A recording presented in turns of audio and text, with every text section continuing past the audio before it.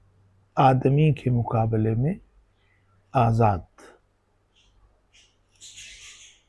والعبد بالعبد یہ واو عطف کی ہے، اور العبد پھر معطوف ہے الحر پہ، یعنی یہ بھی مبتدا ہے لیکن چونکہ معطوف ہے اس کو معطوف کہیں گے مرفوع بالضمہ ظاہرہ.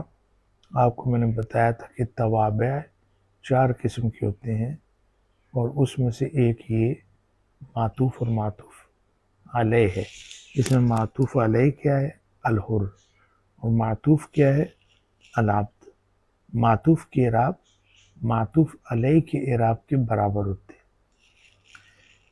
پھر بالعبد وہی شبہ جملہ ہے، محلاً مرفوع ہے کیونکہ العبد کی خبر ہے، اور یہ معطوف ہے بالحر کے اوپر.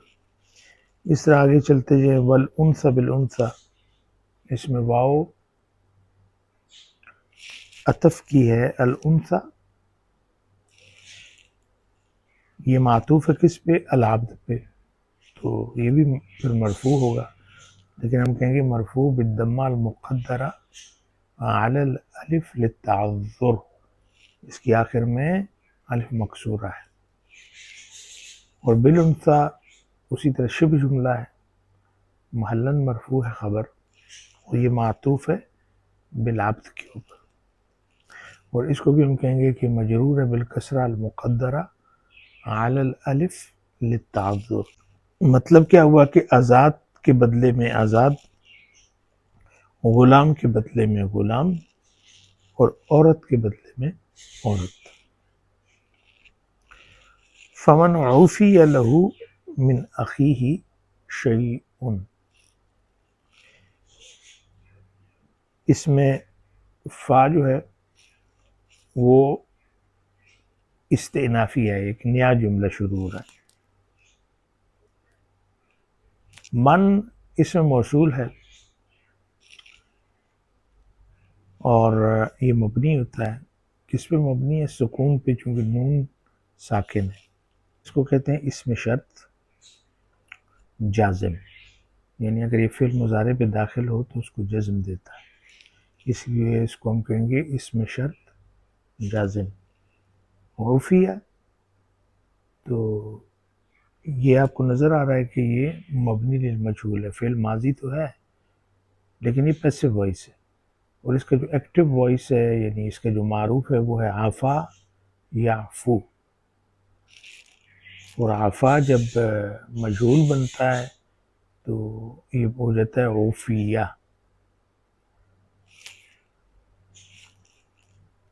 اس کو ہم کہیں گے کہ یہ فعل ماضی ہے، مجہول ہے، یعنی مبنی للمجہول ہے، لیکن محلاً یہ مجزوم ہے. کیوں؟ کہ یہاں پہ جو جگہ ہے وہ جزم کی ہے، یعنی جب فعل آئے گا فعل مضارع تو وہ مجزوم ہوگا. چونکہ یہ فعل ماضی ہے، مبنی ہے، اس پہ تو کوئی اثر نہیں ہونا، اس لیے ہم کہیں گے کہ یہ محلاً مجزوم ہے کیونکہ یہ فعل الشرط ہے. لہو لام حرف جر ہے، ہو ضمیر متصل ہے، مبنی ہے، محلاً مجرور ہے چونکہ اس کے پیچھے حرف جر آیا ہے. من اخیہ، من حرف جر ہے، اخی یہ آپ کو پتا ہے کہ یہ اسماء خمسہ میں سے ہے، تو اس میں آپ کنفیوز نہ ہو. افعال خمسہ اور اسماء خمسہ دونوں میں فرق ہے نا. افعال خمسہ تو فعل مضارع کے اندر 5 سیغے ہیں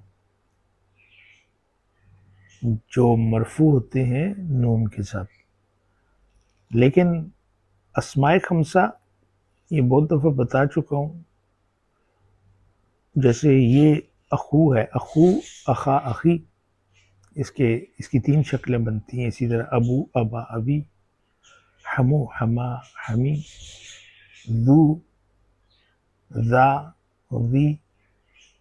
اسی طرح فو، فا، فی یہ بھی اس کے اندر آتا ہے. تو مطلب یہ ہے کہ جب اخن جس کو بھائی کہتے ہیں یہ حالت رفع میں ہوگا تو اخو ہوگا، یعنی اس کے آخر میں آپ کو واو نظر آئے گی. حالت نصبی میں ہوگا تو اخا ہوگا، یعنی خا کے بعد آپ کو الف نظر آئے گا، اور جب یہ حالت جری میں ہوگا تو اخی ہوگا، یعنی آخر میں آپ کو یا نظر آئے گی۔ تو یہاں پہ آپ کو یا کیوں نظر آ رہی ہے؟ اس لیے کہ مجرور ہے، اس کے پیچھے من آیا ہے، تو ہم کہیں گے کہ اخی مجرور بالیا، کیونکہ یہ اسماء خمسہ میں سے، اور یہ مضاف بھی ہے۔ وہ ضمیر متصل ہے، مبنی ہے محلن، مجرور ہے مضاف الیہ۔ شیء، یہ چھوٹی سی حمزہ ہے اور اس کے اوپر آپ کو تنوین نظر آ رہی ہے اور وہ مرفوع ہے۔ تو یہ مرفوع کیوں ہے؟ اس لیے کہ نائب الفاعل ہے، کس کا؟ عفیہ کا، اس لیے مرفوع بالضمہ ظاہرہ ہے۔ تو ترجمہ کیا بنے گا کہ اگر اس کے بھائی کی طرف سے اسے کوئی چیز معاف کر دی جائے، بھائی سے مراد کیا ہے؟ یعنی جو مقتول ہے، اس کے جو ورثاء ہیں، اگر وہ قاتل کو کچھ معاف کر دیں تو پھر اس کا نتیجہ کیا ہوگا؟ فَاتِّبَاعٌ، یہ اصل میں فَاتِّبَاع، لیکن چونکہ اتباع کی جو حمزہ ہے حمزۃ الوصل ہے، تو وہ فا کو تا کے ساتھ ملائے گی تو یہ بن جائے گا فَاتِّبَاعٌ۔ اتبع یتبع، اس کا جو مجرد ہے وہ تابع ہے، تابع یتبع، اور جب یہ باب افتعال میں جائے گا تو اس کی شکل ایسے بن جائے گی، یعنی اتبع۔ ایک تا تو باب افتعال کی اپنی ہے اور ایک تا فعل کی اپنی ہے، دونوں اکٹھی ہو جائیں گی، اس لیے کہ ان میں سے ایک ساکن ہے۔ وزن بنتا نا افتعال، تو فا ساکن ہے نا، یعنی فعل کی اپنی تا تو یہاں پہ ساکن ہوگی، اتبع، ان کو پھر آپ اس میں ملا دیں گے، مدغم ہو جائیں گے، بن جائے گا اتبع یتبع، متبع اس کا اسم الفاعل ہے، متبع اس کا اسم مفعول ہے، اور اتباع اس کا مصدر ہے۔ تو اس میں ایک جو کلمہ ہے وہ محذوف ہے، اور وہ اصل میں ہے فالواجب اتباع بالمعروف، یا پھر آپ کہیں گے کہ اس میں علیہ پوشیدہ ہے، فعلیہ اتباع۔ تو اتباع یہاں پہ کیا ہے؟ مرفوع بالضمہ ظاہرہ ہے۔ اتباع جو ہے یہ دراصل مبتدا ہے مؤخر، اس لیے مرفوع ہے، کیونکہ اس کی جو خبر مقدم ہے وہ محذوف ہے، اور وہ ہے علیہ، فعلیہ اتباع۔ لیکن اگر میں یہ کہوں کہ اس میں جو کلمہ چھپا ہوا ہے وہ ہے الواجب، یعنی فالواجب اتباع، تو اس صورت میں مطلب یہی ہوگا کہ فالواجب علیہ اتباع، تو دونوں صورتوں میں اتباع جو ہے یہ مبتدا مؤخر ہے، اور جو معذوف ہے وہ خبر مقدم ہے۔ بالمعروف ہی بحرف جر ہے، المعروف اس میں مجرور بالکسرہ ظاہرہ ہے، وَأَدَاءٌ تو اس میں واو عطف کی ہے، اداء یہ معطوف کس پہ ہے؟ اتباع پہ، تو اس کے بھی جو اعراب ہے وہ ویسے ہی ہوں گے، آپ کہیں گے کہ یہ مبتدا مؤخر ہے اور خبر مقدم علیہ یہاں پہ محذوف ہے۔ الیہ، الی حرف جر ہے، ہو ضمیر متصل ہے، مبنی ہے محلن مجرور ہے کیونکہ پیچھے الی آیا ہے۔ بإحسان، با حرف جر ہے، احسان اس میں مجرور بالکسرہ ظاہرہ ہے، تنوین اس لیے کہ نکرہ ہے، اور یہ باب فعال کا مصدر ہے، یعنی احسن یحسن، محسن اس کا اسم فاعل ہے اور محسن اس کا اسم المفعول ہے اور احسان اس کا مصدر ہے۔ تو پھر ہم کیا کہیں گے؟ فاتباع بالمعروف،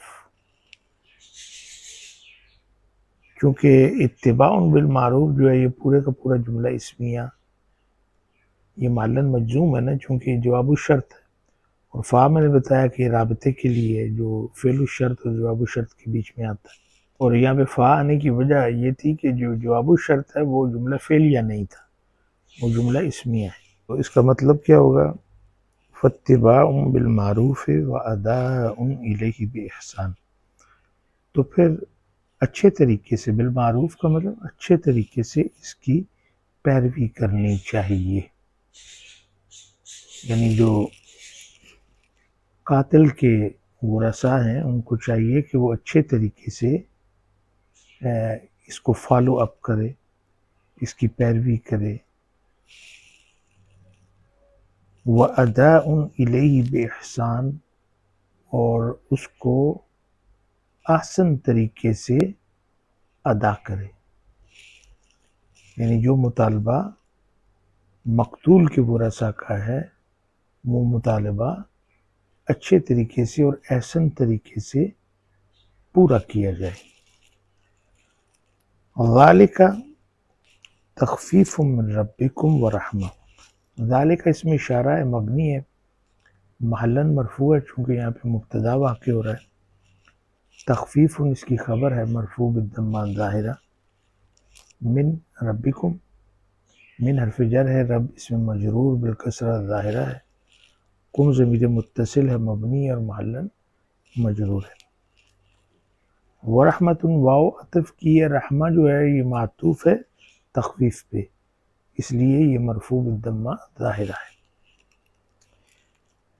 تو یہ تمہارے رب کی طرف سے آسانی ہے اور رحمت ہے، تخفیف کا مطلب آسانی، اور یہ خففہ یخفف تخفیف، یہ باب تفعیل ہے، مخفف اس کا اسم فاعل ہے، مخفف اس کا اسم المفعول۔ فمن اعتدى بعد ذلك، یہ فا جو ہے یہ استئنافی ہے، ایک نیا جملہ شروع ہو رہا ہے، اس میں جو من ہے یہ وہی اسم شرط ہے جازم،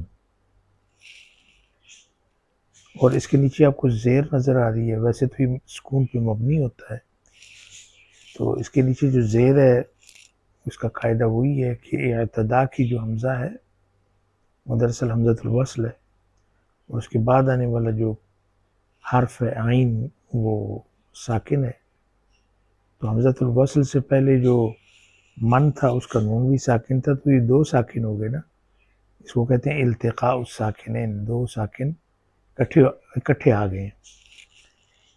تو پھر حمزۃ الوصل نے چونکہ پچھلے حرف کو اگلے حرف سے ملانا ہے تو اس لیے پہلے ساکن کو ہم نے زیر دے دی اور کہا کہ ما اعتدا، اصل میں من اعتدا، اعتدا یہ فعل ماضی ہے، فعل ماض، اور مبنی علی الفتحہ المقدرہ علی الالف للتعذر، چونکہ اس کے آخر میں الف مکسورہ ہے، اور آپ کو پتہ ہے کہ الف مکسورہ کے اوپر کوئی حرکت پڑھی نہیں جا سکتی، عذر ہوتا ہے نا، تو اس لیے ہم نے کہا کہ للتعذر، اور یہ اعتدا باب افتعال میں سے ہے۔ ان چیزوں کو سمجھنا بہت ضروری ہے، جب آپ کے سامنے فعل آتا ہے تو اس کی پہچان ہونی ضروری ہے۔ تو اس کا جو مجرد ہے ثلاثی مجرد وہ عادا ہے، باب افتعال میں جب جائے گا تو یہ بن جائے گا اعتدا۔ اعتدا کا مطلب ہوتا ہے زیادتی کرنا، اعتدا کا مطلب ہوتا ہے اٹیک کرنا، اسالٹ جس کو کہتے ہیں، اور اس کا جو مصدر ہے وہ ہوتا ہے اعتدا، یعنی زیادتی۔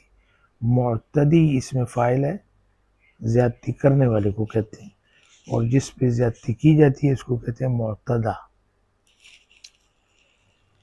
تو یہ فعل ماضی محلاً مجزوم ہے کیونکہ اس کی جگہ جو ہے جزم کی ہے۔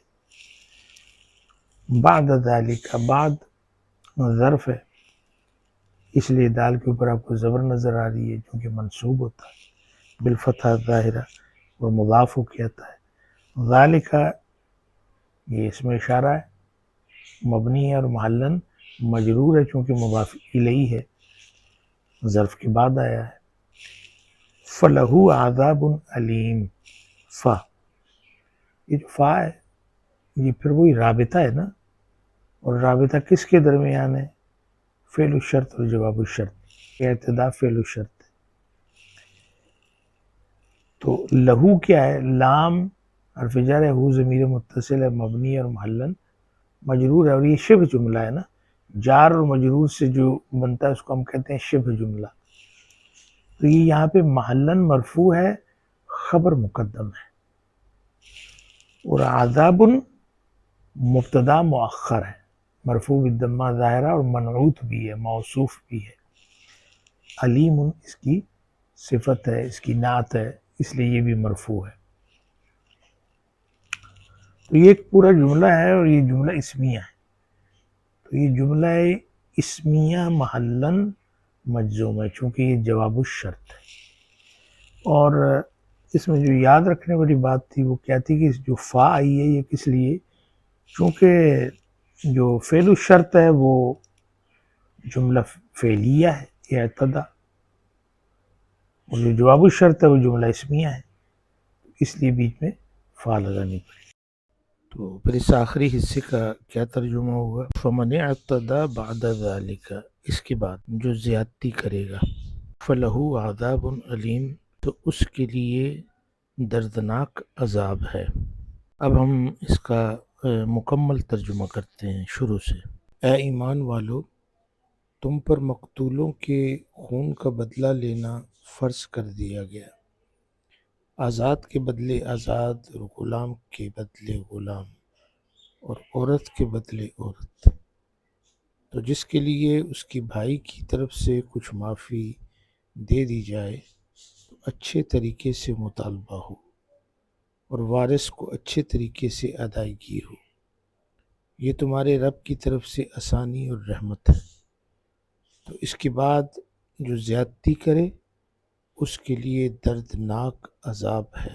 ان آیات مبارکہ کا جو مفہوم ہے وہ آپ کی سمجھ میں آ گیا ہوگا، لیکن میں اس کو مختصر طور پر بیان کرتا ہوں کہ خاص طور پر یہ آیت نمبر 178 اور بعد میں آنے والی جو 179 ہے، تو ان آیات میں اللہ تعالیٰ نے معاشرے کے امن و عدل کی بنیاد رکھنے والا قانون بیان کیا ہے، جسے ہم قانون قصاص کہتے ہیں۔ اس میں جو پہلا نقطہ ہے اس کو آپ عنوان دے سکتے ہیں کہ امن و عدل کی بنیادوں کو استوار کرنا، یعنی انسانی معاشرے میں جو امن و استحکام ہے وہ دو چیزوں پر ہوتا ہے نا، جان کی حرمت، کہ ہر شخص دوسرے کی جان کا احترام کرے، پھر مال کی حرمت ہوتی ہے کہ ہر شخص دوسرے کے مال کا احترام کرے۔ اگر یہ دونوں اصول ٹوٹ جائیں تو معاشرہ ظلم و فساد کا شکار ہو جاتا ہے۔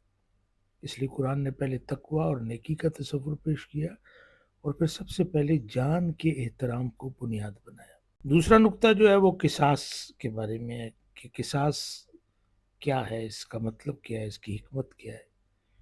قصاص کا مطلب ہوتا ہے برابری کی سزا، یعنی جس نے قتل کیا وہ قتل کیا جائے، اور اگر وہ رسا چاہیں تو دیت قبول کر لیں۔ اصل قانون کیا ہے؟ جان کے بدلے جان، مگر اللہ نے اپنی رحمت سے یہ رعایت دی کہ وہ رسا چاہیں تو دیت پر راضی ہو سکتے ہیں۔ یہ رعایت دراصل جو مقتول کے ورثاء ہیں نا، ان کے زخم پر مرہم رکھنے، قاتل کے دل میں شکر گزاری پیدا کرنے اور غریب ورثاء کی مالی مدد کرنے کا ذریعہ ہے۔ اور اس میں جو تیسرا اور اہم ہے وہ یہ ہے کہ قصاص کی ذمہ داری کس پہ ہے۔ قصاص صرف مقتول کے ورثاء کی ذمہ داری نہیں بلکہ پورے اسلامی معاشرے اور بالخصوص اسلامی حکومت کی ذمہ داری ہے۔ اللہ تعالیٰ نے فرمایا کہ تم پر قصاص فرض کیا گیا ہے۔ اس کا مطلب یہ ہے کہ حکومت قاتل کا تعاقب کرے، عدل کے ساتھ فیصلہ کرے اور سزا نافذ کرے، کیونکہ ایک انسان کا قتل دراصل پورے معاشرے کے امن کو قتل کرنا ہے، جیسے کہ سورہ معاہدہ کے اندر ہے۔ اور اس میں جو چوتھا نقطہ ہے وہ دراصل مساوات کا اعلان کیا گیا ہے کہ اسلام نے قصاص میں کامل مساوات قائم کی ہے، آزاد کے بدلے آزاد، غلام کے بدلے غلام، عورت کے بدلے عورت، یعنی جاہلیت کے تمام امتیازات ختم کر دی۔ نہ یہ کہ شریف خاندان کا قاتل ہو تو بچ جائے اور غریب یا غلام کو سزا ملے۔ اسلام میں قانون سب کے لیے برابر ہے۔ اس میں جو پانچواں نقطہ ہے وہ دیت ہے، معافی ہے۔ تو اس میں اللہ نے فرمایا کہ اگر مقتول کے وارث معاف کر دیں یا دیت قبول کر لیں تو قاتل کو حسن و خوبی کے ساتھ دیت ادا کرنی چاہیے۔ یہاں ہمیں 3 قسم کی تعلیمات ملتی ہیں۔ ایک یہ کہ ورثاء کے اختیار کی حکمت ہے تاکہ وہ اپنے زخم کا بدلہ یا مالی سہارا حاصل کر سکے۔ دوسرا، قاتل کو شکر گزاری اور عزت کے ساتھ دیت ادا کرنی چاہیے۔ تیسرا ہے کہ فریقین کو چاہیے کہ بعد میں کسی قسم کی زیادتی نہ کرے، اگر کوئی بدعہدی کرے تو اس کے لیے اللہ تعالیٰ کا دردناک عذاب ہے۔ چھٹا نقطہ اس میں کیا ہے کہ آج کے دور کے لیے ایک سبق ہے کہ دنیا کی ترقی یافتہ تہذیبیں آج بھی ایسا عدل اور مساوات نہیں لا سکیں جو قرآن نے 1400 سال پہلے دیا۔ اسلامی قانون ہر فرد کی جان کو محترم قرار دیتا ہے، چاہے وہ امیر ہو یا غریب ہو، حاکم ہو یا محکوم ہو۔ خلاصہ کلام کیا ہوا کہ معاشرے کا امن اور بقا جان و مال کے احترام پر ہے۔ قصاص اور دیت کا قانون عدل، مساوات اور رحمت کا امتزاج ہے۔ قصاص کا مقصد انتقام نہیں بلکہ جان کی حرمت کو زندہ رکھنا اور سب کی زندگی کی ضمانت دینا ہے۔ اللہ تعالی ہمیں اپنے معاشرے میں عدل و انصاف قائم کرنے کی توفیق عطا فرمائے۔ وما علینا الا البلاغ۔